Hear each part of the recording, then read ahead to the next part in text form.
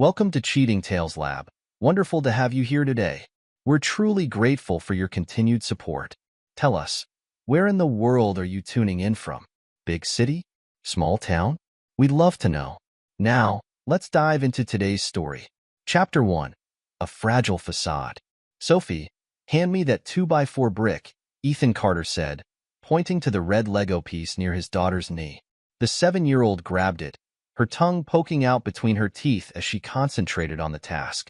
Like this, Daddy? She placed it carefully on their growing castle structure. Perfect. Ethan guided her small hands, showing her how to overlap the bricks for stability. See how that makes it stronger? That's what we do in real buildings, too. Sophie's eyes widened with interest. Is that what you do at work? Something like that, Princess. Though usually with much bigger bricks. He tickled her side, drawing out a peal of giggles that brightened the entire room. The weekend visits with Sophie were Ethan's sanctuary, precious hours where the complexities of his divorce from Claire melted away.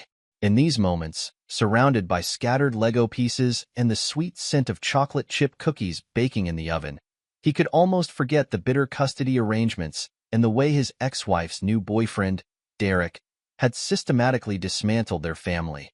The timer chimed from the kitchen. Sophie jumped up, nearly toppling their creation. Cookies. Careful there, architect. Ethan steadied the castle with one hand while catching Sophie's elbow with the other. Rule number 1. Never rush around construction sites. They moved to the kitchen together, Sophie skipping ahead while Ethan followed at a more measured pace. He watched her pull on the child-sized oven mitts he'd bought specifically for their baking sessions, her face scrunched in concentration. Remember, he started. I know, Daddy. Hot things are dangerous. She stood back, allowing him to open the oven and remove the cookie sheet. The smell of fresh-baked cookies filled the apartment, a scent that used to be commonplace in their old house before Claire changed. Before Derek. Ethan's jaw tightened at the memory of their last family Christmas, just 6 months before everything fell apart. 3 years ago. The charity gala buzzed with Atlanta's elite, crystal champagne flutes catching the light from ornate chandeliers. Ethan adjusted his bow tie, scanning the crowd for Claire. He spotted her near the silent auction tables, but she wasn't alone. A man Ethan didn't recognize leaned close to his wife, speaking into her ear. Claire laughed, touching the stranger's arm with familiar ease. Something cold settled in Ethan's stomach as he approached. There you are, he said, sliding an arm around Claire's waist. She stiffened slightly at his touch. Ethan. The stranger's voice dripped with false warmth. I've heard so much about you. Derek Matthews. He extended his hand, grip firm and challenging. Claire's been telling me about your work. Residential architecture, isn't it?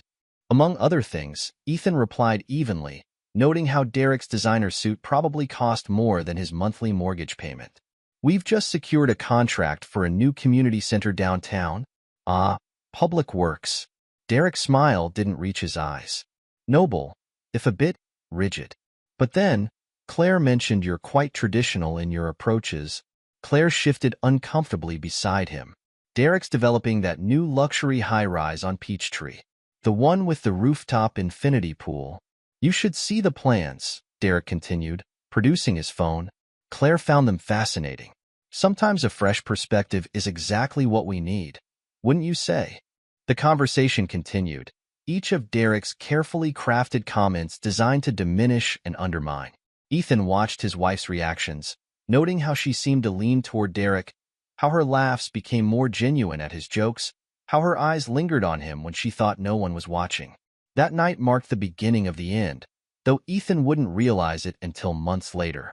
Claire grew distant, critical of everything from his parenting style to his career choices. The woman who once supported his dedication to creating spaces for communities now mocked his lack of ambition. Present day. Daddy, can I have milk with my cookies? Sophie's voice pulled him from the memory. Of course, Princess. Ethan poured her a glass, watching as she carefully dunked a cookie, just like he'd taught her. These simple moments were what mattered, he reminded himself. These were worth fighting for. His phone buzzed on the counter. An email from his mother, Margaret. The annual Carter family Christmas party invitation. Ethan's grip tightened on the phone as he read. Dear Ethan, your father and I expect you at the house on Saturday at 7 p.m. sharp for the annual Christmas gathering. Please note that this year's event is adults only. We trust you understand that bringing Sophie would not be appropriate given the circumstances. Best, Margaret. The phone creaked in his grasp. Sophie looked up, cookie crumbs on her chin. Are you okay, Daddy?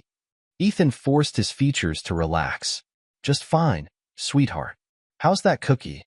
Perfect. She beamed, unaware of the storm brewing inside him.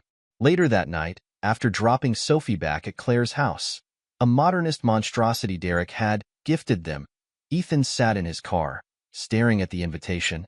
His mother's words burned in his mind. Not appropriate given the circumstances, as if Sophie was somehow less worthy of family gatherings now that Claire had traded up to Derek's lifestyle. The decision to attend was like ash in his mouth, but years of ingrained respect for tradition won out. He'd go, if only to maintain the last threads of connection to his family. Besides, confronting his parents about their treatment of Sophie would be easier in person. Saturday arrived with brutal swiftness. Ethan parked his BMW, one of the few remnants of his previous life he'd fought to keep, in the circular driveway of his parents' Buckhead estate. Other luxury vehicles lined the drive, including a familiar silver Porsche that made his blood run cold. He checked his watch. 7:02 p.m. Late enough to make a point, not so late as to create a scene. The front door opened before he could ring the bell, his mother's perfectly coiffed figure filling the entrance. You're late, Margaret said by way of greeting. Traffic. Ethan stepped past her into the foyer, then froze. Through the archway to the living room, he saw them. Claire, Derek, and Derek's 2 children from his previous marriage, all arranged like a Norman Rockwell painting gone wrong. What is this? His voice cut through the ambient party chatter. Margaret touched his arm, her grip warning rather than comforting. Now, Ethan, you know the children needed somewhere to go while their mother's out of town. It would have been cruel to exclude them. Cruel? He turned on her, voice low and dangerous. But excluding your own granddaughter wasn't? These children, Margaret's voice dropped to a harsh whisper, come from good breeding. They know how to behave in proper society. They deserve. Choose your next words carefully, Mother. The warning in his tone made Margaret step back. She recovered quickly, plastering on a smile as other guests approached. Dinner is about to be served. Do try to be civil, Ethan. The dining room was a battlefield disguised as a family gathering. Ethan found himself seated directly across from Claire and Derek, forced to watch as Derek's children, Timothy and Mia, both teenagers, monopolized his parents' attention. Timothy's just made the varsity lacrosse team, Derek announced, raising his wine glass. Youngest player in school history. How wonderful, Margaret cooed. You must be so proud, Claire. Claire beamed at her stepson. We all are. Though, of course, proper coaching makes all the difference. Speaking of which, Ethan, have you enrolled Sophie in any extracurriculars yet? She's 7, Ethan replied flatly. Precisely my point. These early years are crucial for development. Derek's children had private tutors, sports coaches, music lessons. Some of us prefer to let our children be children. Derek chuckled, the sound grating against Ethan's nerves. Is that what we're calling it now? Funny, I always thought of it as stagnation. But then, that seems to be a pattern with you, doesn't it, Ethan? Comfortable mediocrity?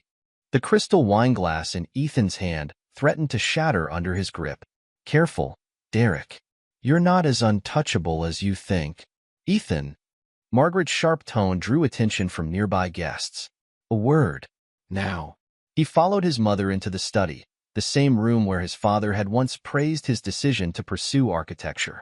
Now it felt like an interrogation chamber. What do you think you're doing? Margaret demanded once the door closed. Creating a scene at my dinner party? Your dinner party? Ethan laughed without humor. Is that what this is? Not a calculated display of favoritism. Don't be dramatic. Claire and Derek are pillars of the community now. Their children are not your grandchildren. The words exploded from him. Sophie is your granddaughter. Your blood. But you've cast her aside because what? Claire married up? Found someone with deeper pockets? You need to stop clinging to the past. Margaret said coldly. Claire has moved on, built a better life. Perhaps if you'd shown more ambition. Let me be very clear. Ethan stepped closer, his voice dropping to a dangerous whisper. This ends now. The monthly allowance I've been providing you and Dad? Consider it terminated. You want to pretend Sophie isn't family? Fine. But you'll do it without my financial support. Margaret's face paled. You wouldn't dare. Your father will understand perfectly when I explain why. Ethan moved to the door, then paused. One more thing. The next time you exclude my daughter from a family event, remember this moment. Remember that actions have consequences. He left the study without waiting for a response, striding through the dining room where conversations died in his wake. Claire called after him, but he didn't slow down. His mother's voice rose behind him, probably making excuses for his behavior, but he was already out the door. In his car, Ethan gripped the steering wheel until his knuckles turned white. The rage coursing through him was cold, calculating. Claire, Derek, his parents, they'd all conspired to diminish him, to push Sophie aside. They thought him weak, content to accept their judgment and casual cruelty. They would learn how wrong they were. His phone buzzed. A text from Rachel Hayes, his best friend since college. How bad was it? Worse than expected. Need to talk. Tomorrow? Your office. 9 a.m. I'll bring coffee and my listening ears. Ethan started the car, his mind already formulating plans. They thought him weak, trapped in comfortable mediocrity. Fine. He would show them exactly how dangerous a man could be when everything he loved was threatened. The BMW roared to life, its engine growling in harmony with his resolve. They'd all learn soon enough. The quiet architect they'd dismissed and betrayed was about to become their worst nightmare. Chapter 2. Shadows of Betrayal. Rachel Hayes sat perched on the edge of Ethan's desk, 2 coffee cups steaming beside her, as she listened to his account of the previous night's disaster. Her dark eyes narrowed at each new detail, years of friendship allowing her to read between the lines of his carefully controlled narrative. So let me get this straight, she said, pushing a strand of auburn hair behind her ear. They invited Derek's kids but explicitly excluded Sophie? That's beyond cruel. It's calculated. Ethan stood at his office window, watching Atlanta's skyline blur through the morning haze. It was a message. Claire's new life is acceptable. Mine isn't. Speaking of Claire, Rachel hesitated, then pressed on. There's something you should know about the divorce proceedings. I've been doing some digging. This caught his attention. Rachel worked as an IT security consultant, her skills often skating the edge of legal. What kind of digging? The kind that suggests your job loss wasn't an accident. She pulled out her tablet, fingers dancing across the screen. Remember those emails that made you look incompetent? The ones that supposedly showed you approving substandard materials for the Riverside project? The ones that got me fired? Hard to forget. They were fabricated. Professionally done, but I found traces in the metadata. The originals were altered approximately 2 weeks after Derek started showing up at Claire's yoga studio. The implications hit Ethan like a physical blow.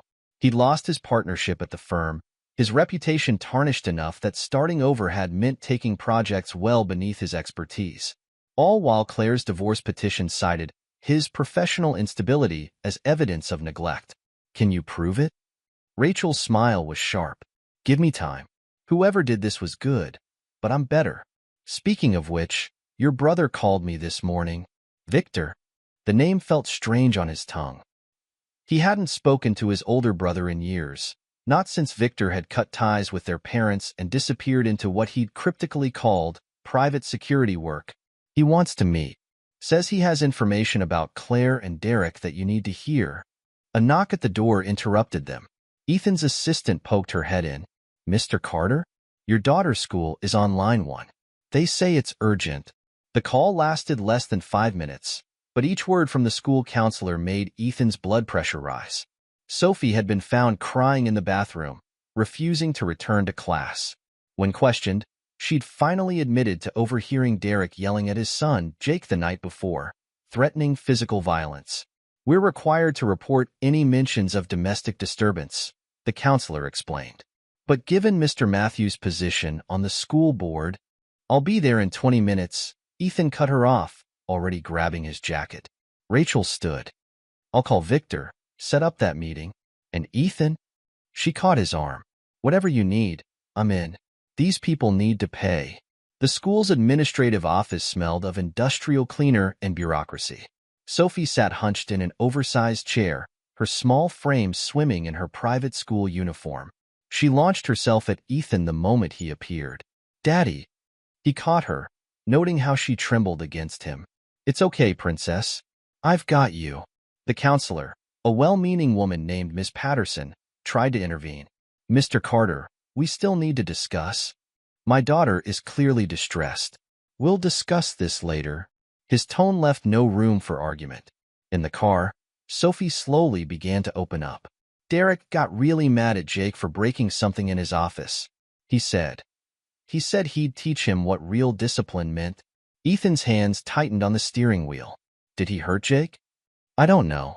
I hid in my room, but I could hear Jake crying, and Mom was yelling at Derek to calm down. Sophie's voice dropped to a whisper. I don't feel safe there, Daddy. Look at me, Sophie. He waited until her eyes met his in the rearview mirror. I promise you, I'm going to fix this. No one is going to hurt you or make you feel unsafe. Do you understand? She nodded, but the fear lingering in her eyes fed the rage building in his chest. By the time he dropped her back at Claire's house, after Sophie had calmed down enough to return to school, his phone was already buzzing with messages. Claire, how dare you embarrass us at the school like this? Derek would never harm the children. You're just jealous of our success. Margaret, Claire called in hysterics. Why must you continue making things difficult? The last message was from an unknown number, Grand Hyatt Bar. 7 p.m. We need to talk about Claire and Derek. Victor. The rest of the day passed in a blur of client meetings and barely contained fury. At 6:55 p.m., Ethan walked into the Grand Hyatt's bar, scanning the crowds until he spotted a familiar figure in the corner booth. Victor Carter had aged since Ethan last saw him, silver threading through his dark hair, but his presence still commanded attention. He stood as Ethan approached, the brothers sizing each other up across years of silence.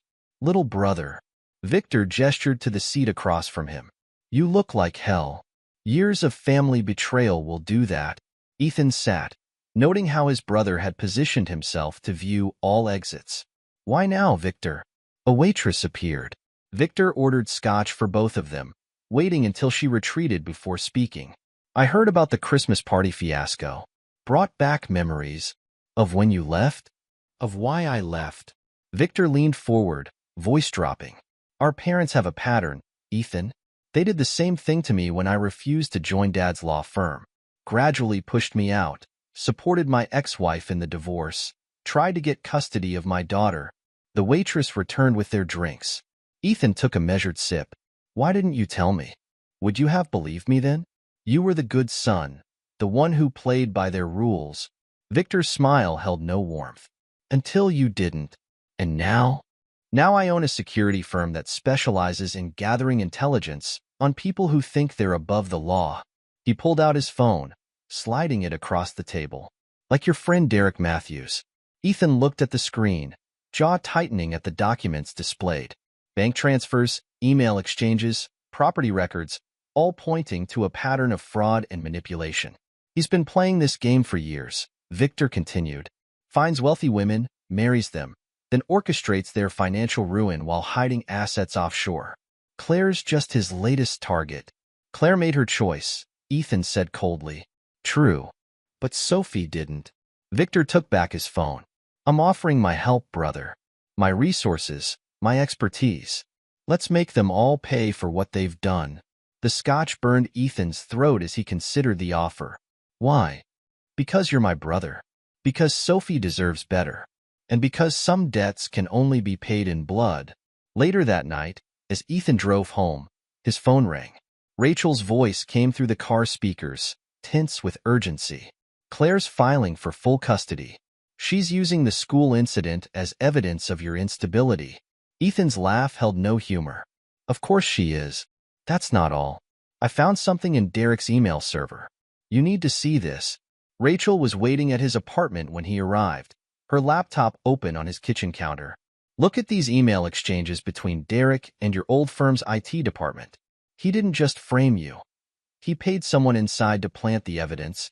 The emails detailed the setup, fabricated timestamps, altered approvals, carefully constructed evidence of negligence, all orchestrated by Derek months before Claire filed for divorce. He's been planning this from the start, Ethan said, voice dangerously quiet. There's more. Rachel pulled up another window. He's done this before. 3 times. Marries wealthy women, isolates them from family, then orchestrates their professional and financial ruin. Once they're vulnerable, he takes everything in the divorce. And Claire? Does she know? If she does, she's ignoring it. Her social media is full of posts about their perfect life. Rachel hesitated. Ethan, they're planning to move to London. Derek's company is opening an office there. If they go, they'll take Sophie. The realization hit him like a physical blow. I'll lose her completely.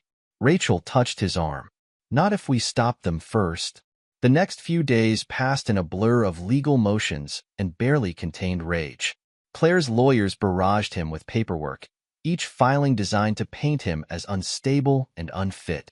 But with Victor's help, Ethan began gathering his own evidence. Hidden cameras installed in Claire and Derek's home captured telling footage. Derek's violent outbursts, Claire's increasing anxiety, Sophie's fear. Victor's team documented everything, building a case that would destroy them both. We need to be careful, Victor warned during one of their strategy sessions. Derek has connections in the DA's office. One wrong move and we could lose everything. Then we'll be smarter than them, Ethan replied, reviewing the latest surveillance photos. How's the financial investigation going? Found his weak spot. He's been embezzling from his own company, using fake construction projects to funnel money offshore. One anonymous tip to the SEC. Not yet. Ethan's voice was steel. First, we make them feel secure. Let them think they're winning. Then we take everything. Chapter 3. Seeds of Vengeance. The anonymous tip hit the news cycle on a Tuesday morning. Local developer under investigation. Fraud allegations rock Atlanta real estate. The article didn't name Derek directly, but the implications were clear enough to send his company's stock price tumbling. Ethan watched the chaos unfold from his office, Rachel monitoring social media reactions on her laptop beside him. His PR team is in damage control mode, she reported. But the photos I leaked of him and Claire at that yacht party last weekend aren't helping. The timing couldn't be worse. Right when his investors are questioning the company's finances. How's Claire handling it? Rachel pulled up Claire's social media. Deleted her accounts after the comments got nasty. Apparently, people don't appreciate seeing their real estate investments tank, while the CEO's wife posts about her shopping sprees. The intercom buzzed. Mr. Carter? Your mother is here. Ethan shared a look with Rachel. Send her in. Margaret Carter entered like a queen expecting tribute. Designer handbag clutched like a shield. This has to stop, Ethan. I'm sure I don't know what you mean, Mother. He remained seated, forcing her to stand. Please, elaborate. These attacks on Derek and Claire. Did you think we wouldn't know they came from you? She perched on the edge of a chair, spine rigid. Your father and I have provided Claire with funds for additional legal representation. This vindictive behavior needs to end. You're funding her lawyers? Ethan's voice dropped to a dangerous whisper. My own parents are helping her take my daughter? We're protecting our family's reputation. These scandals, these public accusations, they reflect poorly on all of us. Get out.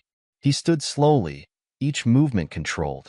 Get out before I forget you're my mother. Ethan. Now. Margaret fled, leaving the scent of expensive perfume and betrayal in her wake. Rachel waited until the door closed before speaking. You okay? No. Ethan stared out his window at the city below. But I will be. How's the next phase coming? Victor's team finished planting the evidence in Derek's office. One anonymous tip about those offshore accounts. Do it. The dominoes fell exactly as planned. Federal agents raided Derek's office the next morning, carting away boxes of documents and hard drives. Claire's lawyer called by noon, suddenly eager to discuss terms regarding custody. But Ethan wasn't interested in negotiations. Not anymore. Not after discovering that Claire had used his parents' money to hire investigators to follow him, trying to prove he was an unfit father. The final straw came during one of his scheduled visits with Sophie. She ran to him the moment he arrived, clutching a stuffed rabbit he didn't recognize. "Daddy, I need to tell you something." She glanced nervously at Claire hovering in the doorway. "Can we talk in the car?" Once they were alone, Sophie's words tumbled out. "Mom said we're moving to London. She said I have to go, even if I don't want to. She said you can't stop it because Derek's lawyers are better than yours." Ethan's hands tightened on the steering wheel. "When did she tell you this?" "Yesterday, after Derek got mad about the police coming to his office." Sophie hugged her rabbit tighter. "I don't want to go, Daddy. Please don't let them take me." "Listen to me very carefully, Princess." He turned to face her, making sure she saw the absolute conviction in his eyes. "No one is taking you anywhere. I promise you that. No matter what happens, no matter what they say, I will always find a way to protect you. Do you understand?" She nodded, small face serious. "Because you're my daddy." "That's right. And daddies don't give up on their little girls." That night, after returning Sophie to Claire's house, Ethan met with Victor and Rachel at his apartment. The evidence they'd gathered covered his dining room table, financial records, surveillance photos, email printouts. "The federal investigation is gaining momentum," Victor reported. "Derek's partners are turning on him, trying to save themselves. 2 have already agreed to testify about the fraudulent property deals." Rachel pulled up her laptop. "And that leak about Claire's recorded conversation with the private investigator? It's trending on 3 different social media platforms. The court of public opinion is turning against them." "Not enough." Ethan sorted through the photos, selecting one that showed Derek in a heated argument with Sophie's teacher. "They're still pushing for the move to London.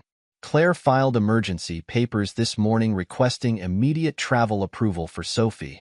The judge won't grant it," Victor assured him. "Not with the mounting evidence of Derek's criminal activities. I'm not taking that chance." Ethan's voice was ice. "Tomorrow, we release everything. Every document, photo, piece of evidence showing exactly who and what they are. No more calculated strikes. We burn it all down." Rachel and Victor exchanged glances. "Are you sure?" Rachel asked carefully. "Once we do this, they tried to take my daughter." Ethan looked up, his eyes hard. "They conspired with my own parents to destroy my life. And now they want to run away to London with Sophie?" He shook his head. "No. This ends now. Tomorrow, we show them exactly what happens when you betray the wrong person." The final pieces were set. As Act 1 drew to a close, Ethan Carter prepared to unleash a storm that would destroy everyone who had wronged him. Claire, Derek, his parents, they had all underestimated him, dismissed him as weak and controllable. Their mistake would be their undoing. Chapter 4. Breaking Down Walls. The courthouse steps felt like a gauntlet. Ethan stood rigid as Claire's lawyer announced the temporary custody ruling to the waiting press. Each word a knife, twisting deeper. "The court has granted Mrs. Matthews temporary full custody of Sophie Carter, citing concerns about Mr. Carter's emotional stability and recent erratic behavior." Beside him, Rachel gripped his arm. "This isn't over." "No," Ethan agreed, voice cold. "It's just beginning." The reporters surged forward, microphones thrust toward his face. "Mr. Carter, how do you respond to allegations of harassment? Is it true you threatened Derek Matthews? What about the claims of stalking?" Ethan pushed through them without comment, Rachel clearing a path to his car. Once inside, his control cracked. His fist slammed into the steering wheel. "They're using my attempts to protect Sophie against me," he snarled. "Turning everything around to make me look unstable." Rachel pulled out her tablet. "Derek's been busy. Look at this." She showed him a series of news articles, each more damaging than the last. Anonymous sources questioned his professional competence. Former clients suddenly remembered concerning behavior. 3 major projects had already pulled out of contracts with his firm. "He's trying to destroy what's left of your reputation," Rachel said.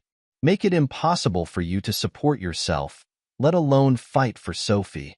Ethan's phone buzzed, Victor calling. "Tell me you have something. Better. I have a plan." Victor's voice held grim satisfaction. "Meet me at the office. Bring Rachel."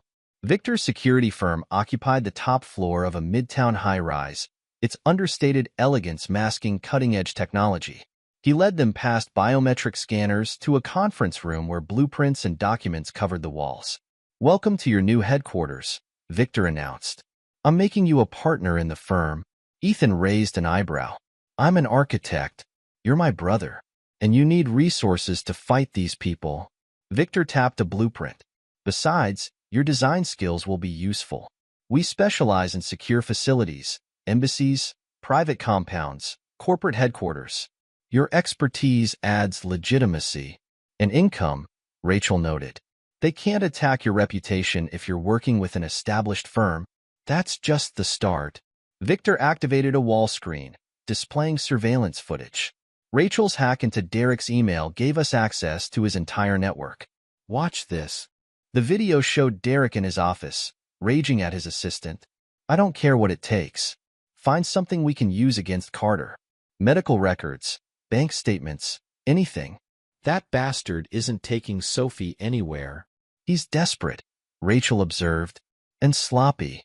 Victor changed the display to a series of financial records. He's been selling properties he doesn't actually own, using forged documents. When the buyers try to take possession, they'll find out they've been scammed, Ethan finished. "How many?" "Dozens. Total value over 50 million. Victor smiled grimly. "One anonymous tip to those buyers." "Not yet." Ethan studied the documents. "First, we need to understand his whole operation." "Rachel?" She nodded. "I can get into his servers, but I'll need physical access to plant the backdoor." "Already handled." Victor handed her a key card. "You're his new IT consultant, starting Monday. Complete background, recommendations, the works." "What about Sophie?" Ethan's voice tightened. "The custody ruling gives Claire complete control of visitation. That's where I come in." Victor pulled up another file. "Remember those cameras we planted? They've been recording everything, including this." The footage showed Derek screaming at his daughter Mia, shoving her against a wall. Claire appeared in frame, trying to intervene, only to be shoved aside herself. Sophie watched from the doorway, terrified. "We leak this," Victor said, "and their perfect family facade crumbles." "No." Ethan's voice was steel. "We wait. Build our case piece by piece. When we move, it has to be absolute." He turned to Rachel. "How soon can you access his accounts?" "Give me a week inside their system." Her fingers flew over her laptop. "I'll map everything, emails, finances, private servers." "Good." Ethan stared at the frozen image of Sophie's frightened face. "They think they've won. Let them feel secure. Meanwhile, we'll dismantle everything they've built." The next few weeks passed in careful preparation. Rachel, posing as Sarah Chun from IT Solutions, integrated herself into Derek's organization. Her reports painted a picture of growing paranoia. "He's installing new security systems," she told them during a late-night strategy session. "Hired private guards. He knows someone's coming for him, just not who." "The property sales?" Ethan asked. "Better than we thought. He's been running a Ponzi scheme through his development company, using new investments to pay off earlier buyers. The whole thing's about to collapse." Victor added his own updates. "Claire's getting nervous. My sources say she's been meeting with divorce lawyers behind Derek's back. She knows something's wrong." "And Sophie?" Ethan's focus never wavered from his primary concern. "Struggling. Her teachers report behavior changes. Withdrawal, anxiety. The school counselors recommended therapy." Ethan's hands clenched. "Timeline?" "Another month," Rachel said. "Let me finish mapping his network. Once we have everything." 2 weeks, Ethan cut her off. "Sophie can't wait longer than that." The pieces moved into place.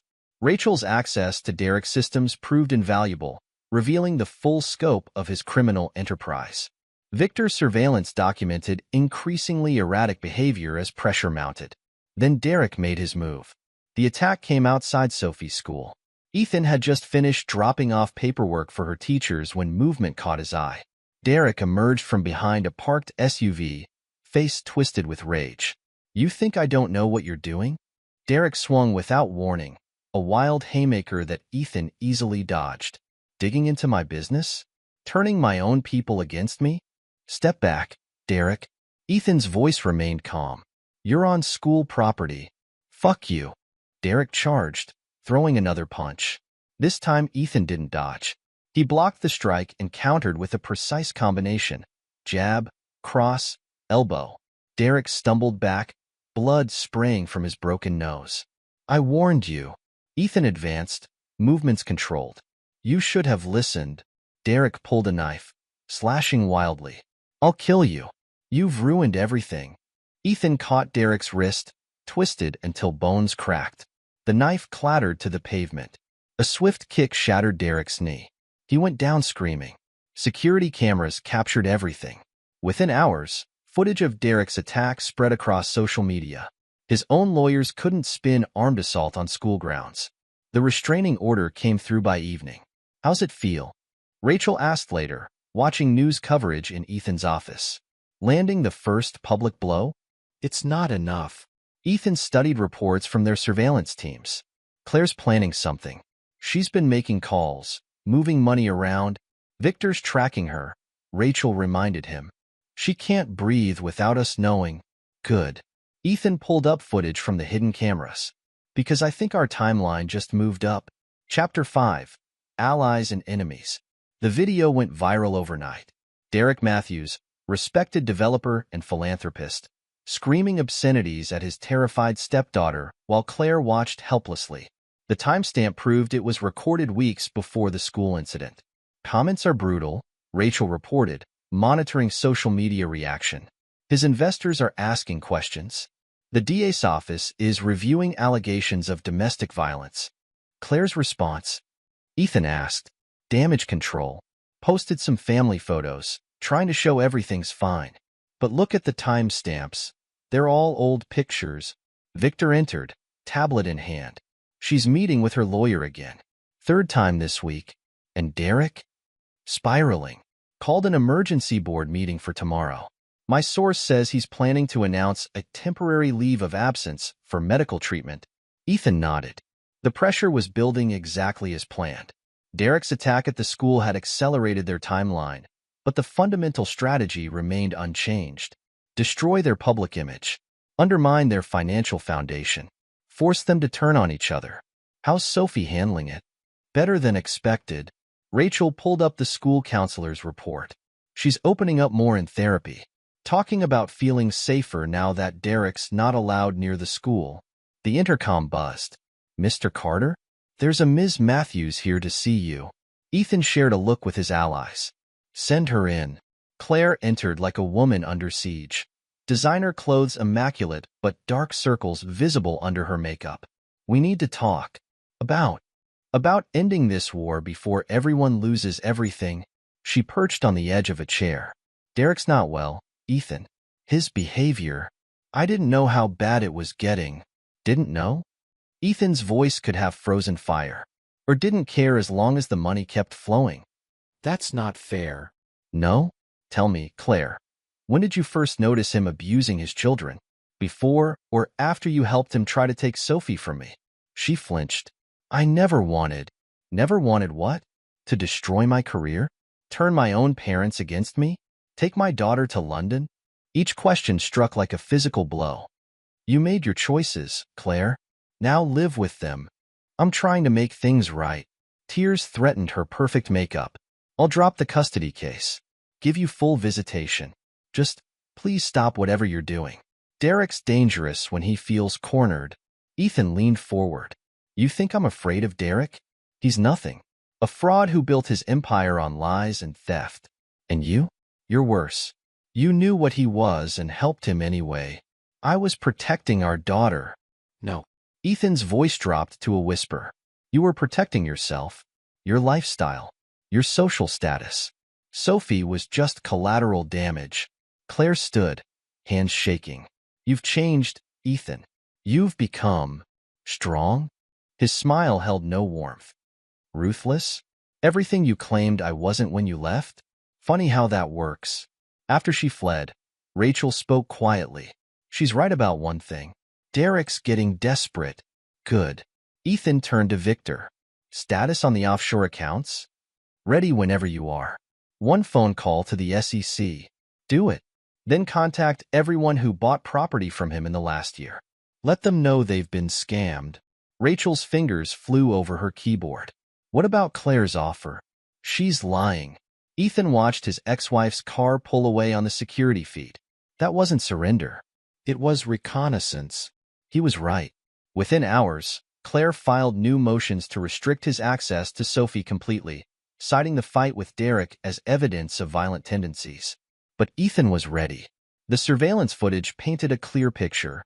Derek as aggressor, Ethan defending himself. Claire's own recorded conversations revealed her trying to coach Sophie on what to tell the counselor. The war escalated rapidly. Derek's investors began demanding audits. Property buyers filed lawsuits. The SEC announced a formal investigation into his company's finances. Through it all, Ethan maintained his focus on Sophie. Victor's team documented every interaction, building a comprehensive record of Claire and Derek's psychological abuse. Look at this. Rachel called him over one evening. Claire's been emptying accounts, moving money offshore. She's preparing to run. Victor studied the transactions.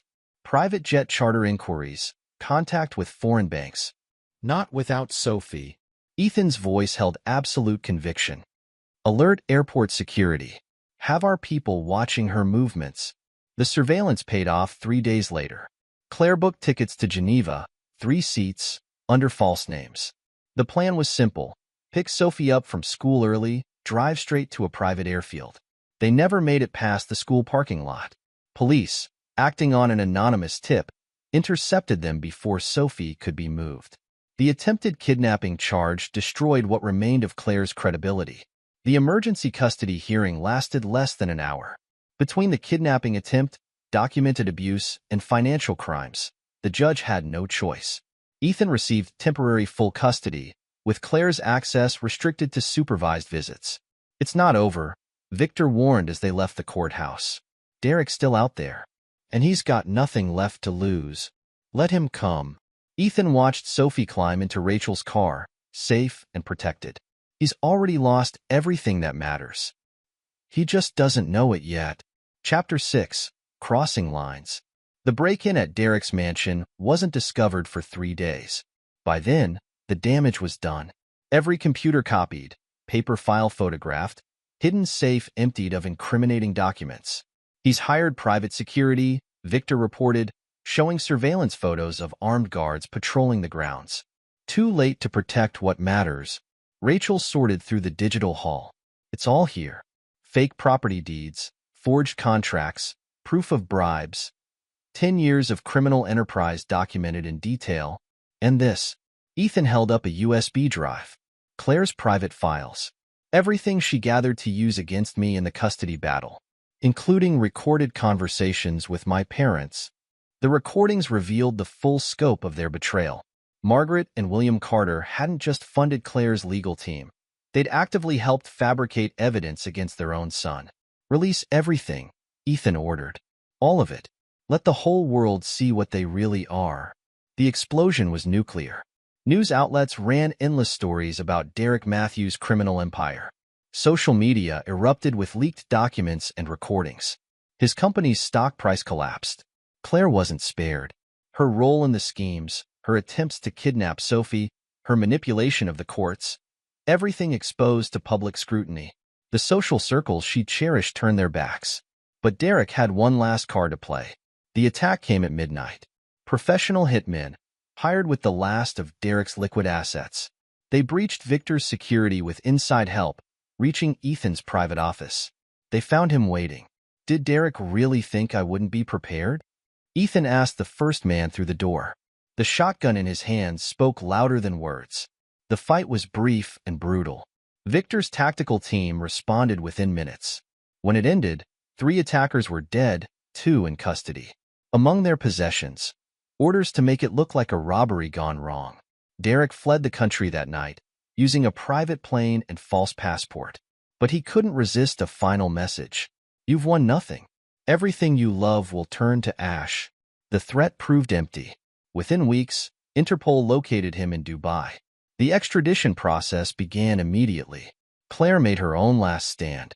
Walking into Ethan's office unannounced, she played her final card. "I'm pregnant," she announced. "It's yours."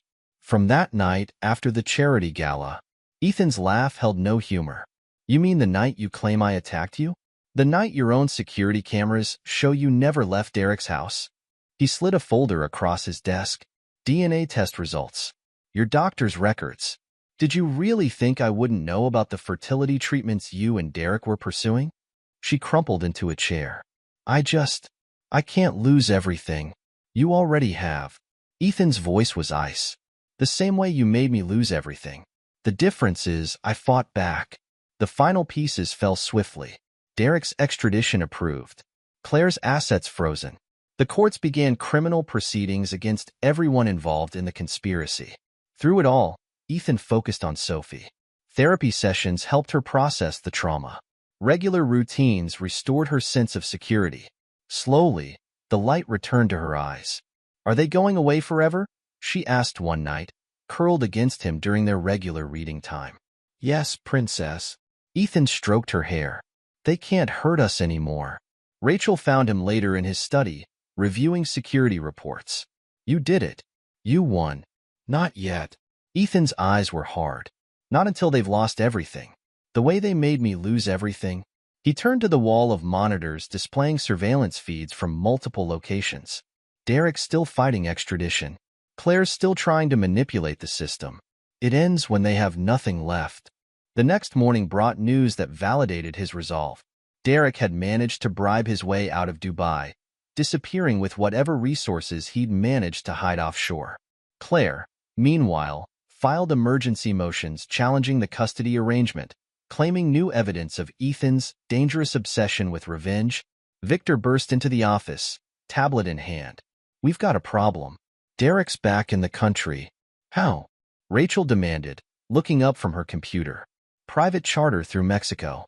Used a different alias, but facial recognition caught him at a gas station in Texas 6 hours ago. He's heading this way." Ethan remained calm, studying the security footage. "Let him come. We're ready." "He's not alone," Victor warned. "Traveling with at least 4 men. Professional muscle, based on their movements. Alert our security teams. Increase Sophie's protection detail. And call our contact at the FBI." Rachel frowned. "You want to bring in the feds now?" "No." Ethan's smile was predatory. "I want them watching when Derek makes his move. Their agents can witness his true nature firsthand." The trap was set. Derek's desperation made him predictable.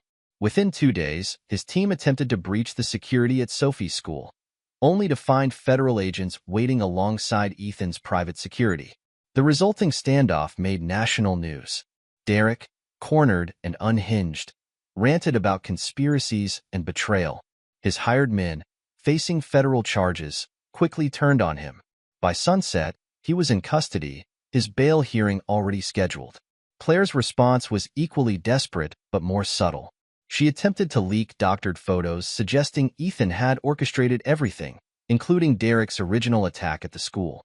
The plan backfired spectacularly when Rachel traced the digital manipulation back to Claire's own laptop. "Your wife's getting sloppy," Victor commented, watching Claire being escorted into police headquarters for questioning. "Ex-wife," Ethan corrected coldly. "And she was always sloppy. Just took the right pressure to expose it." The next week passed in a blur of legal proceedings. Derek, deemed a flight risk, remained in federal custody. Claire, facing charges of her own, watched her social circle evaporate. One by one, their allies abandoned them, rushing to distance themselves from the growing scandal. Even Margaret and William Carter felt the impact. Ethan's parents discovered their country club membership revoked, social invitations rescinded, charitable board positions suddenly requiring their resignations.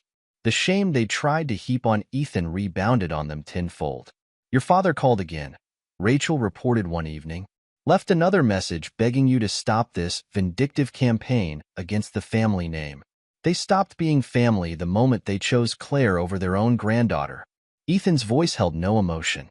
"Let them experience what true isolation feels like." The final confrontation came during Derek's bail hearing.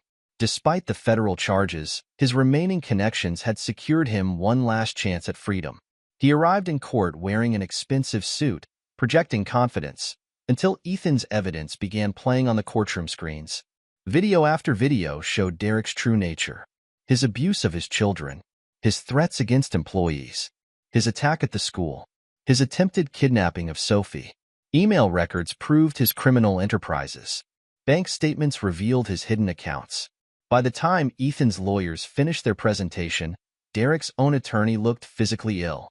Bail was denied. Federal marshals led him away in handcuffs. His facade of respectability shattered forever. Claire, watching from the gallery, tried one last desperate gambit. She approached Ethan outside the courtroom, tears streaming down her face. "Please," she begged. "You've won. You've destroyed everything. Just let me see my daughter. She needs her mother." Ethan regarded her coldly. "Sophie needs stability, safety, love, all the things you sacrificed for status and money. The supervised visits will continue as ordered by the court. Nothing more." "I'll fight you," she threatened, mask slipping. "I'll never stop fighting for her." "With what resources?" His smile held no warmth. "Your accounts are frozen. Your reputation is ruined. The trust fund my parents set up for you? Dissolved. Face reality, Claire. You've lost everything. Just like you made me lose everything." He turned away, ignoring her continued pleas. Rachel and Victor flanked him as they walked to the waiting car. "It's really over," Rachel said quietly. "Almost." Ethan watched Claire's diminishing figure in the rearview mirror. "There's still the matter of my parents' betrayal to address." Victor nodded grimly. "Already in motion. By the time we're done, they won't have a friend left in Atlanta." The drive home was silent, each lost in their own thoughts. Sophie waited at Victor's secured compound, safe under heavy protection. She ran to Ethan the moment he walked in. "Did the bad men go away?" she asked, small face serious. Ethan hugged her close. "Yes, princess. They can't hurt us anymore." Later that night, as Act 2 drew to its close, Ethan stood on the compound's balcony. Behind him, Rachel and Victor discussed security arrangements. Below, armed guards patrolled the perimeter. His enemies were neutralized, their threats defanged. But he knew the war wasn't truly over. Derek's overseas connections remained active. Claire's desperation made her unpredictable. His parents' influence, though diminished, wasn't completely destroyed. The battle was won. But Ethan Carter had learned the hard way. Victory meant nothing without total destruction of those who would harm his family. The real war was just beginning. Chapter 7. Rebuilding Lives. The therapist's office buzzed with Sophie's excited chatter as she described her latest art project. Dr. Sarah Martinez nodded encouragingly, taking notes while Ethan watched from his chair near the door. "And then Dad helped me build a proper easel," Sophie explained, gesturing with paint-stained hands. "He says artists need the right tools." "That's wonderful, Sophie." Dr. Martinez smiled. "You seem much more comfortable expressing yourself lately. Dad says it's okay to feel things, even the scary ones." Sophie glanced at Ethan, seeking confirmation. He nodded, his expression softening only for her. After the session, Dr. Martinez asked to speak with Ethan privately. Sophie waited outside with Victor's security team, already pulling out her sketchbook. "She's making remarkable progress," Dr. Martinez said. "The nightmares have decreased significantly, and she's processing her emotions in healthier ways." But Ethan detected the hesitation in her tone. "But she still fears abandonment. The attempted kidnapping left deep scars. She needs stability, consistency." "She has it." Ethan's voice brooked no argument. "Claire and Derek can't hurt her anymore." "Speaking of her mother, how are the supervised visits going?" "They're not." Claire forfeited her last 3 appointments. His jaw tightened. "Apparently, rehab takes priority." The conversation shifted to Sophie's ongoing treatment plan, but Ethan's mind was already moving to his next meeting. Victor had called earlier with updates on their expanding business ventures. The new firm, Carter Security and Design, had quickly established itself as Atlanta's premier provider of secure architecture. Their client list included foreign embassies, tech billionaires, and corporations paranoid about industrial espionage. "The Saudi contract is signed," Victor reported when Ethan arrived at their offices. $20 million for the initial phase, with options for expansion. Rachel looked up from her computer station. Plus 3 more inquiries from Silicon Valley executives. Apparently, our reputation for being ruthlessly thorough is spreading. Speaking of ruthless, Victor pulled up surveillance footage. Claire's been making moves. The screen showed Claire entering an upscale rehabilitation facility, appearance notably disheveled. She's claiming the stress of our persecution drove her to addiction. Her lawyers are trying to spin it as grounds for sympathy in the custody case. Let them try. Ethan studied the footage. How's the infiltration going? Our person inside says she's not actually participating in therapy, just using the facility to hide while she plans her next move. Rachel added, she's been making calls to Derek's old contacts. Looking for leverage, probably. She won't find any. Ethan's smile held no warmth. Those contacts are either in prison or cooperating with federal prosecutors. Speaking of which, he turned to another screen displaying financial records. The remnants of Derek's empire crumbled daily as investigators uncovered more fraud. His former partners raced to make deals, each revelation adding years to his potential sentence. The DA wants another meeting, Victor said. They're building a RICO case. Want to know if you'll testify about the attempted hit? Set it up, and make sure they understand. My testimony comes with conditions. Full immunity for our methods of gathering evidence. A knock at the door interrupted them. Ethan's assistant entered with a stack of documents. The final designs for the new community center project, sir. The board needs your approval today. The project represented more than just business. Located in a struggling neighborhood, the center would provide after-school programs, job training, and support services for families affected by domestic violence. Ethan had personally overseen each detail, from the security systems to the child-friendly spaces. They're saying you'll win the Urban Development Award, Rachel noted as he reviewed the plans. Quite a change from when Derek called you mediocre. This isn't about awards. Ethan marked several security upgrades. It's about building something meaningful, something Sophie can be proud of. The next few hours passed in focused work until Victor's phone buzzed with an urgent alert. Margaret's here. In the lobby. Ethan's expression hardened. Send her up. Rachel, activate the recording systems. Margaret Carter had lost her polished society matron veneer. Her designer clothes hung loose on her frame. Her makeup couldn't hide her exhaustion. I've come to apologize, she began. Have you? Ethan didn't offer her a seat. Or are you here because the country club rejected your membership renewal? Because your friends won't return your calls? Because Father's law firm is hemorrhaging clients? We were wrong. Her voice cracked. The things we did. Helping Claire. We thought we were protecting the family name. No. Ethan's tone could have frozen fire. You thought you were protecting your social status. Sophie, your granddaughter, was just collateral damage. Please, son. I'm not your son. Not anymore. You chose Claire's lies over Sophie's well-being. You funded the legal attacks meant to take my daughter away. That's not what parents do. What can I do to make this right? Tears streaked her makeup. Nothing. Ethan moved to the door. The time for reconciliation passed when you helped Claire try to kidnap Sophie. Now, get out of my building before I have security remove you. After she fled, Rachel spoke softly. That was harsh. That was necessary. Ethan returned to the community center plans. Some betrayals can't be forgiven. Days blended into weeks as their plans progressed. Sophie thrived under the consistent routine, school, therapy, art classes, protected time with her father. The dark circles under her eyes faded. Her laughter came more freely. Even Claire's absence proved beneficial. Without her toxic influence, Sophie began processing her experiences with remarkable resilience. Dad? She asked one evening during their regular puzzle time. Is Mom ever coming back? Ethan set down his puzzle piece. What do you want to happen?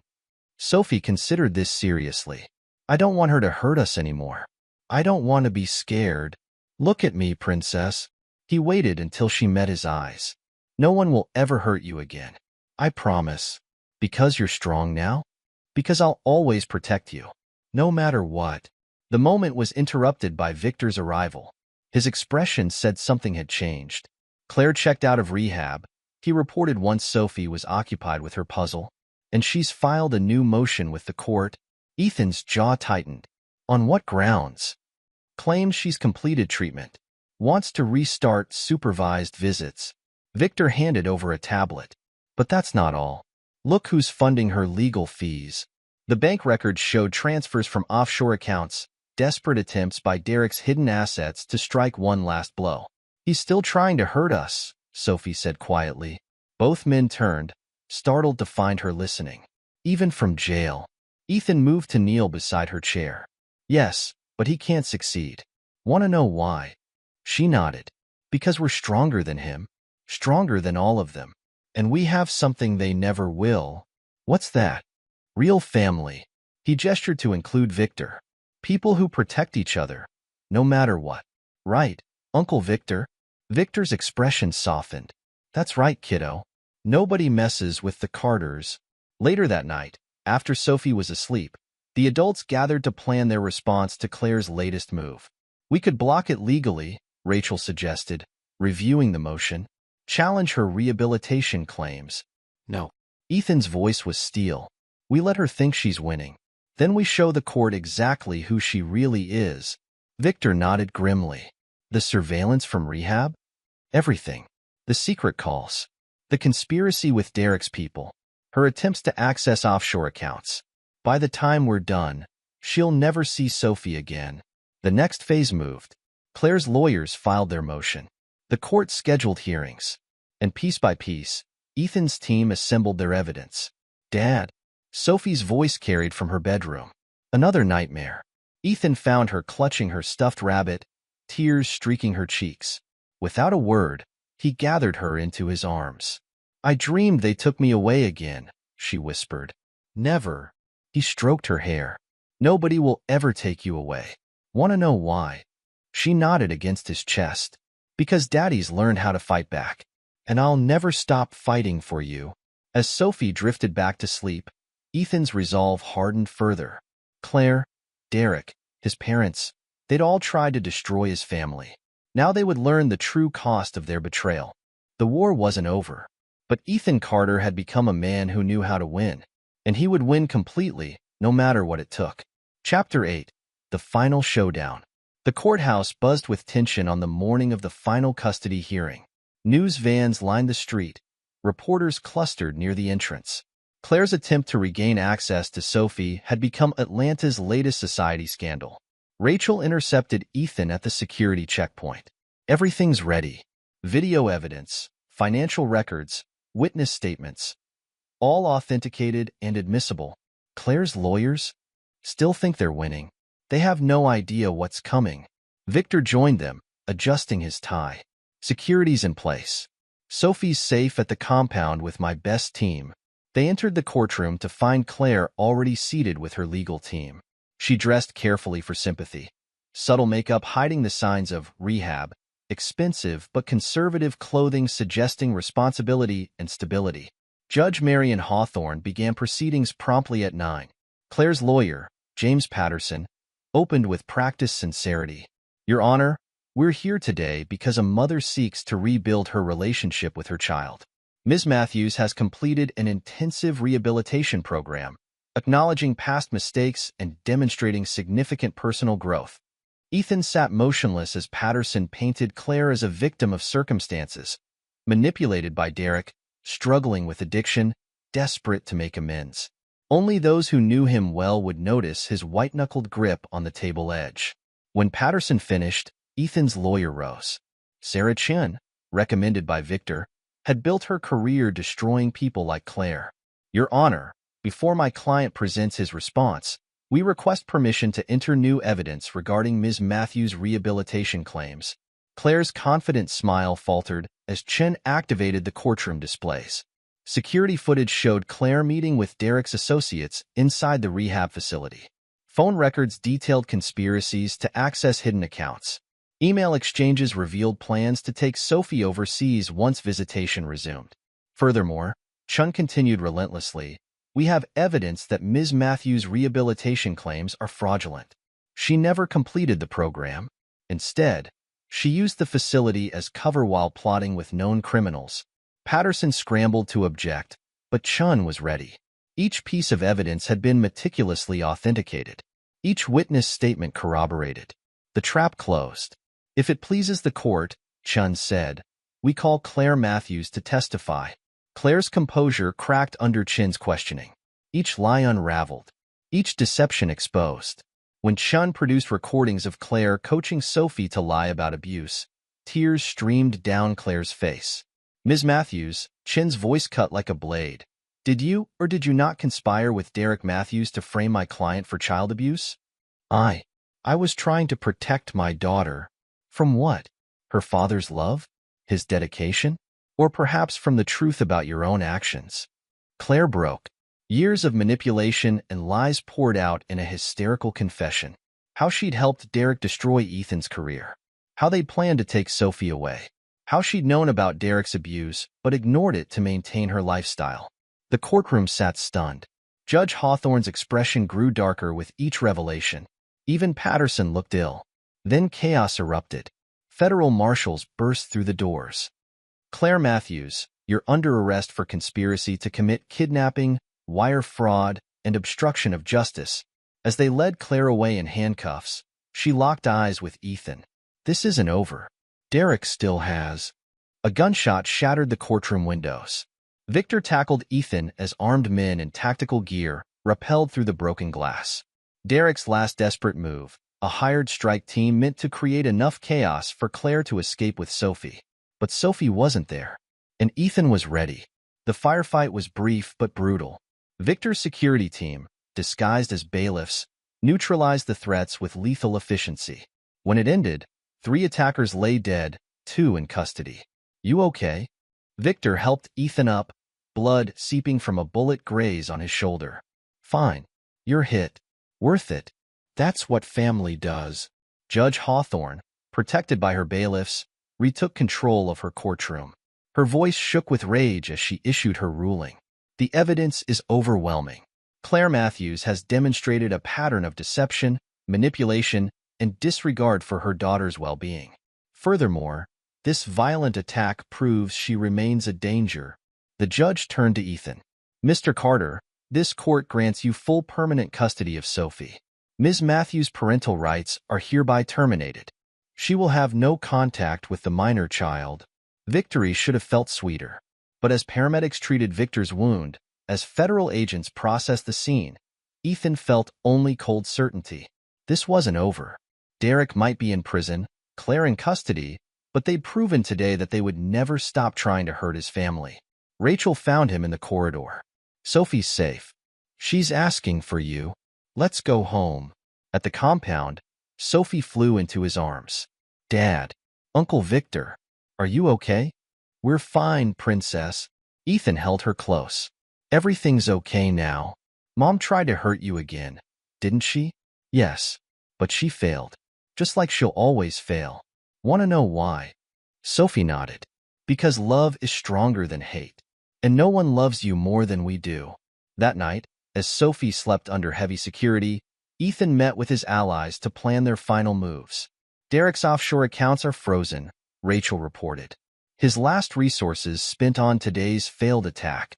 Victor, arm in a sling, added, Claire's facing federal charges. With her confession on record, she'll take a plea deal. And my parents? Left town this morning, heading to their house in Palm Beach. Ethan nodded. Make sure they understand. If they ever try to contact Sophie, everything we have on their roll in this goes public. They understand. Rachel's smile was sharp. Trust me, they got the message. Later, standing in Sophie's doorway watching her sleep, Ethan reflected on the cost of victory. He'd become someone harder, darker, capable of inflicting the same pain his enemies had tried to cause. But looking at his daughter's peaceful face, he knew it was worth it. Some prices had to be paid. Some enemies had to be destroyed completely. And some fathers would do anything to protect their children. Chapter 9. Justice Served. 2 years later, Sophie's artwork covered the walls of their new home, bright colors and hopeful images tracking her recovery. Her latest piece, a family portrait showing Ethan, Rachel, Victor, and herself, held pride of place above the fireplace. She's got real talent, Rachel said, wrapping her arms around Ethan's waist. Her engagement ring caught the morning light. She's got real everything now. Ethan watched Sophie in the garden, teaching Victor's daughter Emma how to plant flowers. Safety, security, family. The community center project had won multiple awards, its success spawning similar developments across the country. Carter Security and Design had become the industry leader, their reputation for protective innovation drawing clients worldwide. Claire served her sentence in federal prison, all appeals exhausted. Derek's empire lay in ruins, his fortune seized, his reputation destroyed. They were ghosts now, unable to harm the family they tried to tear apart. The doorbell rang. Sophie's art teacher arriving for her weekly lesson. The lesson represented more than just creative development. It symbolized normalcy, routine, the kind of stability Claire and Derek had tried to steal. "Dad," Sophie called from the garden. "Come see what Emma and I planted." Ethan moved to join his daughter, Rachel, beside him. Victor watched from his chair, injured arm fully healed but still a reminder of what they'd survived together. This was victory. Not the destruction of enemies, though that had been necessary. Not the accumulation of power and wealth, though those served as shields.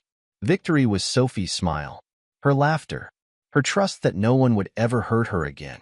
"The roses will bloom next spring," Sophie explained excitedly. "Miss Peterson says they need time to grow strong roots first.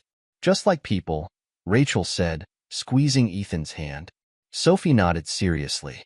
"That's what Dr. Martinez says too, that healing takes time but makes us stronger." Looking at his family, the one he'd fought for, killed for, remade himself to protect, Ethan knew they'd grown stronger than their enemies could ever imagine. Claire and Derek had tried to destroy them with betrayal and violence. Instead, they'd forged an unbreakable bond. That evening, after Sophie's art lesson, she presented Ethan with a new drawing. It showed their family standing together, protective circles overlapping, keeping the darkness at bay. "It's us," she explained. "How we protect each other." Ethan hugged her close. "Always, princess. No matter what." Later, preparing for bed, Rachel asked the question that had lingered unspoken. "Do you ever regret how far we went? The things we had to do?" "No." Ethan's voice held absolute conviction. "They tried to destroy everything I loved. They had to learn that some men can't be broken. Some fathers won't stop until every threat is eliminated. And now we live. We love. We build something stronger than they could ever tear down." From down the hall came Sophie's voice, calling for her goodnight hug. As Ethan moved to answer, he caught his reflection in the mirror. He'd changed, become someone harder, more dangerous. But watching Sophie's face light up as he entered her room, he knew every change had been necessary. Some prices were worth paying. Some battles had to be won completely. And some fathers would remake themselves into whatever their children needed them to be. Epilogue. 10 years later. The graduation ceremony at Atlanta Preparatory Academy buzzed with excitement as hundreds of students prepared to receive their diplomas. In the front row, Sophie Carter, now 17, sat tall and confident. Her academic achievements, valedictorian, full scholarship to MIT's architecture program, were only part of her story. Ethan watched from the parents' section, Rachel's hand clasped in his. Their wedding rings caught the light as Sophie approached the podium to deliver her valedictorian speech. Victor sat beside them, his daughter Emma beaming proudly at her older cousin. "When I was 7, Sophie began, her voice steady and clear, I learned that family isn't just about blood. It's about protection, love, sacrifice." Her eyes found Ethan's. "My father taught me that some battles must be fought not just to win, but to ensure victory is absolute. To build something so strong it can never be torn down." The crowd listened intently as she continued, unaware of the deeper meanings in her words. They didn't know about the security teams discreetly positioned throughout the auditorium, a precaution Ethan still maintained despite the years of peace. They couldn't see Rachel's tablet monitoring surveillance feeds, or Victor's team conducting routine sweeps. Some habits never died. Some vigilance never faded. Carter Security and Design had evolved into a global enterprise, their reputation for absolute protection making them the go-to firm for anyone requiring unbreachable security. Ethan and Victor's partnership had revolutionized the industry, combining architectural innovation with cutting-edge defensive systems. The Community Center project had spawned an entire foundation, building safe spaces for families affected by domestic violence. Rachel oversaw its operations, turning her technical skills toward protecting others who faced situations similar to what Sophie had endured. After the ceremony, the family gathered at their estate, a fortress disguised as a luxury home, every inch designed for both comfort and security. Sophie's graduation party brought together the inner circle who had helped protect her all those years ago. MIT security systems are already being upgraded, Victor informed Ethan as they watched Sophie showing Emma her acceptance letter. Full coverage, remote monitoring, dedicated team. She'll be safe there. She knows how to protect herself now, Rachel added. She'd personally trained Sophie in cybersecurity, teaching her to guard against digital threats, just as Victor had taught her physical defense. The years had been kind to those who stood by Ethan. Victor's security firm had expanded globally, his expertise sought by governments and corporations alike. The bullet wound he'd taken protecting Ethan had left a scar but hadn't slowed him down. If anything, it had strengthened the bond between the brothers. Rachel's transformation from IT consultant to Ethan's wife and Sophie's mother had been seamless. She'd brought warmth to their fortress without ever compromising its strength. Her marriage to Ethan 5 years after the custody battle had merely formalized what they all knew. She was essential to their family's survival. Their enemies' fates served as warnings to anyone who might threaten the Carter family. Derek died in prison 3 years into his sentence, officially from natural causes, though rumors suggested his fellow inmates had strong opinions about men who abused children. His criminal empire had been dismantled so completely that even its foundations were forgotten. Claire had served her full sentence, emerging from prison a broken woman. Her attempts to contact Sophie on her 18th birthday were intercepted and shut down before they could reach her daughter. She lived now in obscurity, working minimum-wage jobs in a small Midwest town, all her former glamour and social status stripped away. Margaret and William Carter had maintained their exile, understanding that any attempt to reconnect would trigger the release of evidence documenting their role in the conspiracy against their son. They died 2 years apart, their passing marked only by formal notifications to Ethan's lawyers. He hadn't attended either funeral. "Dad." Sophie's voice pulled Ethan from his thoughts. She stood before him, cap and gown traded for a simple sundress, looking so much like the little girl he'd fought to protect. "Can we talk?" They moved to his study. Still his command center, though the monitors now showed different threats. College campuses, travel routes, investment portfolios designed to ensure his family's security for generations. "I've been thinking about the firm," Sophie said, settling into what had always been her chair. "About joining after MIT. Ethan studied his daughter carefully. The years of therapy had helped her process her trauma, but they'd also given her insight into the darker aspects of their family's history. She understood exactly what her father had done to protect her, and why. "You don't have to follow my path," he said carefully. "You're free to choose your own way." "I know." Her smile held the same steel as his. "But I want to help other families. Build them safe places. Teach them how to protect themselves." She pulled out her tablet, showing him preliminary designs. "I've been working on some ideas. Combining your security concepts with new environmental psychology research." Pride swelled in Ethan's chest as he reviewed her work. She'd inherited his architectural vision, but added her own innovations. Each design incorporated protective elements so seamlessly they were practically invisible, unless you knew where to look. "Victor's already offered to teach me the security side," she continued. "And Rachel says I have a natural talent for system integration. You understand what you're choosing?" Ethan asked. "This life, this work, it requires constant vigilance." "I understand perfectly." Sophie's eyes met his without flinching.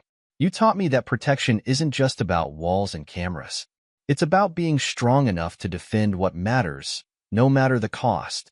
Later that night, after the party wound down and security teams confirmed their perimeter, the family gathered in the living room. Emma had fallen asleep on Victor's lap, exhausted from the celebrations. Rachel worked quietly on her laptop, monitoring their global operations. "I got another letter from her," Sophie mentioned casually. They all knew she meant Claire. Same as always, begging forgiveness, claiming she's changed, and Ethan's voice remained neutral, though his hands clenched slightly. I sent it back unopened. Just like the others.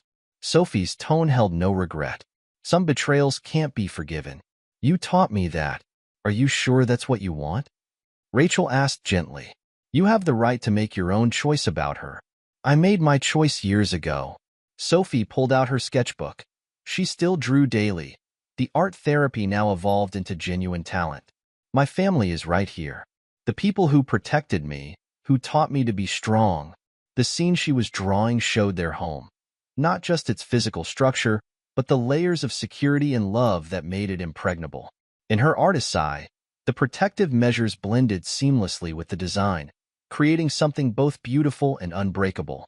Victor shifted carefully, trying not to wake Emma. The board approved your internship proposal. You can start next summer. Split time between design and security operations. Thanks, Uncle Victor. Sophie's smile brightened. I've already started studying the protocols. Just like her father, Rachel murmured, pride evident in her voice. Always thinking 3 steps ahead. The years had changed them all, but some things remained constant. Ethan's dedication to protection had become their family legacy.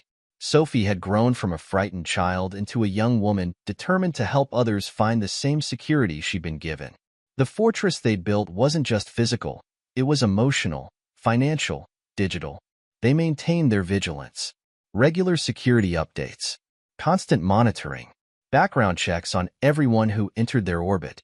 The world had learned not to threaten the Carters, but they never assumed the lesson would last forever.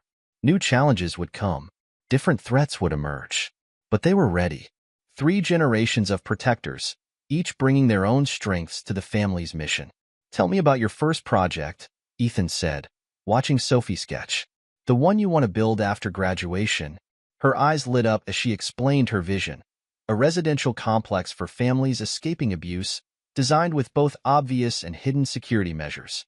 The drawings showed play areas surrounded by bulletproof glass, gardens monitored by discreet cameras, apartments with panic rooms disguised as walk-in closets. The foundations already approved the funding, Rachel added. It'll be the first of many. A legacy worth building, Victor agreed. Sophie looked around at her family. The father who had become a legend in their industry, the uncle who had taken a bullet to protect them, the stepmother who had helped expose their enemies' crimes, the cousin who represented the next generation they would all protect. We protect our own, she said softly, quoting the family motto that had emerged from their darkest days. No matter what it takes. Ethan nodded, his expression softening as it only did for family. They had built something stronger than their enemies could ever comprehend. A dynasty founded not just on wealth or power, but on the absolute commitment to protection. The security monitors showed their usual feeds, perimeter cameras, motion sensors, satellite views. The tablets displayed global operations, project updates, threat assessments. But here in this room, surrounded by the family he'd fought so hard to defend, Ethan Carter finally felt the deepest meaning of victory. They had not just survived. They had transcended, created something that would outlast them all. A legacy of protection, passed from father to daughter, strengthened by the bonds of chosen family. The night deepened. Security teams maintained their vigil. And within their fortress, the Carter family continued planning, building, protecting, ready for whatever challenges tomorrow might bring. Unbreakable, undaunted, unforgiven toward those who would threaten what they held dear. Some victories echoed through generations. Some lessons shaped destinies. And some fathers created legacies that would protect their children long after they were gone. This is where our story comes to an end. Share your thoughts in the comments section. Thanks for your time. If you enjoy this story, please subscribe to this channel. Click on the video you see on the screen, and I will see you there.